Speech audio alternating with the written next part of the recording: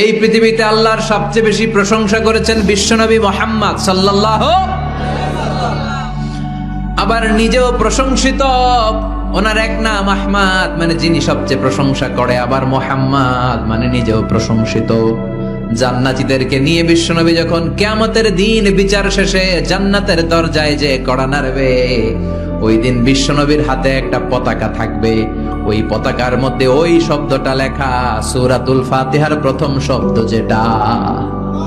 সূরাতুল ফাতিহার প্রথম শব্দ কি? আলহামদু। বিশ্বনবীর হাতের পতাকায় ওইটা লেখা থাকবে, লিওয়াউল হামদ, প্রশংসার পতাকা। সুবহানাল্লাহ পড়বেন না? তার মানে আমরা এই সিদ্ধান্তে উপনীত হলাম যে সব সময় প্রশংসা করতে হবে একজনের। তিনি কে?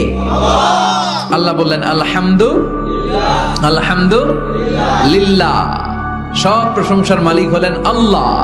কি সুন্দর নাম তার, কি মজার নাম। আলিফ লাম লাম হা, আলিফ লাম। সবাই বলেন আলিফ লাম লাম হা। আওয়াজ করে আলিফ লাম লাম হা। এটা কার নাম? আল্লাহর নামটা জপতে কেমন লাগে? হৃদয় থেকে এই গভীর রাতে আল্লাহর একটা ডাক দেন তো, বলেন আল্লাহ।